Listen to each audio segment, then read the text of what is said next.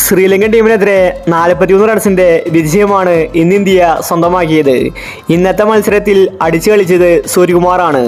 വെറും 26 ബോളിൽ നിന്ന് 58 റൺസാണ് സൂര്യ ഒറ്റയ്ക്ക് നിന്ന് അടിച്ചുകൂട്ടിയത്. ഒരു ക്യാപ്റ്റന്റെ കടമ സൂര്യകുമാർ കൃത്യമായി ഇന്ന് നിർവഹിച്ചു. ഇന്ന് സൂര്യ അവാർഡ് വാങ്ങിച്ചത് കാര്യമാണ് ഇപ്പോൾ സോഷ്യൽ മീഡിയയിൽ ട്രെൻഡിംഗ് ആയിരിക്കുന്നത്. ഇതിനെക്കുറിച്ചാണ് നമ്മൾ ഈ ഒരു വീഡിയോയിൽ പറയുന്നത്. ഇത്തരം ക്രിക്കറ്റ് ന്യൂസിന് വേണ്ടി ഈ ചാനൽ മറക്കാതെ സബ്സ്ക്രൈബ് ചെയ്യൂ. ഇന്ന് ഇന്ത്യ 213 റൺസാണ് എടുത്തിട്ടുണ്ടായിരുന്നത്. എന്നാൽ ശ്രീലങ്കൻ ടീമിന് ഇന്ത്യയുടെ ബൗളിങ്ങിന് മുന്നിൽ പിടിച്ചു നിൽക്കാൻ സാധിച്ചില്ല. ഇന്ത്യ ശക്തമായിട്ട് കളിയിലേക്ക് തിരിച്ചു വന്നു. നിസംഗയാണ് ഇന്ത്യൻ ടീമിന് പണിയായത്. നിസംഗ ഇന്ന് ഔട്ടായില്ലായിരുന്നുവെങ്കിൽ ഉറപ്പായിട്ടും ഇന്ത്യ കളി തോറ്റേനെ. ഭാഗ്യം കൊണ്ടാണ് ഇന്ത്യ കളി ജയിച്ചത്.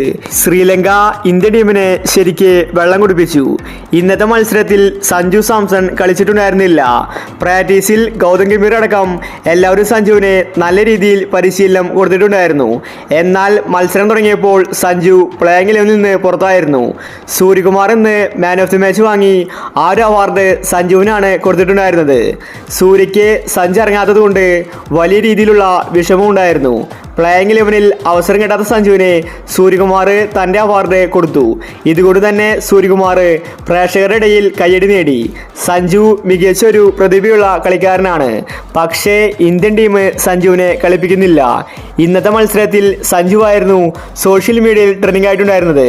അതിന് കാരണം സഞ്ജു സൈഡ് ബെഞ്ചിൽ ഇരിക്കുന്നതാണ്.